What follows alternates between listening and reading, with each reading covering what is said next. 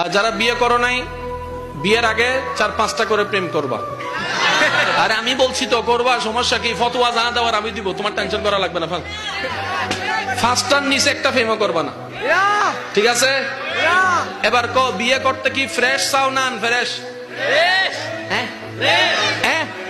আরো জোরে কর না, ফ্রেশ চাও তো? এবার ফ্রেশ দেওয়ার মালিক কে? আল্লাহ। একজনে বিয়ের আগে 10টা প্রেম করছে, আমি কই কারে বিয়ে করবি? কই একটারও করতাম না। তো বিয়ে করবি কারে? কই 100টা খুঁজা ফ্রেশ দেখে একটা বিয়ে করবো। সে 1000টা খুঁজা একটা বিয়ে করছে, 6 মাস পরে খবর পাই তার বউয়ে 20টা।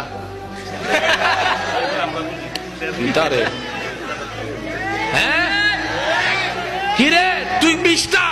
কয় আমনে মনে হয় 10টা, এর লাগে আমি 20টা হইছি। আমি যে করছি তুই জানোস কেমনে? কয় আপনার আল্লাহ তো বলেছেন পবিত্রের জন্য রাখা হয়েছে পবিত্রকে, অপবিত্রের জন্য রাখা হয়েছে অপবিত্রকে। নিশ্চয় আপনি অপবিত্র, তাই পাইছেন অপবিত্র। এবার সে যায় নামাজে কয় আল্লাহ তোমার কাছে চাইলাম, এটা কি দিলা, এটা কি দিলা? আল্লাহ কয় আমি কিটা করছি? তুই কি কোরআনে আমার হুকুম শুনস নাই? আল্লাহ কি হুকুম বলে? যে আমি বলেছি পবিত্রের জন্য পবিত্র, অপবিত্রের জন্য অপবিত্র। এখন থেকে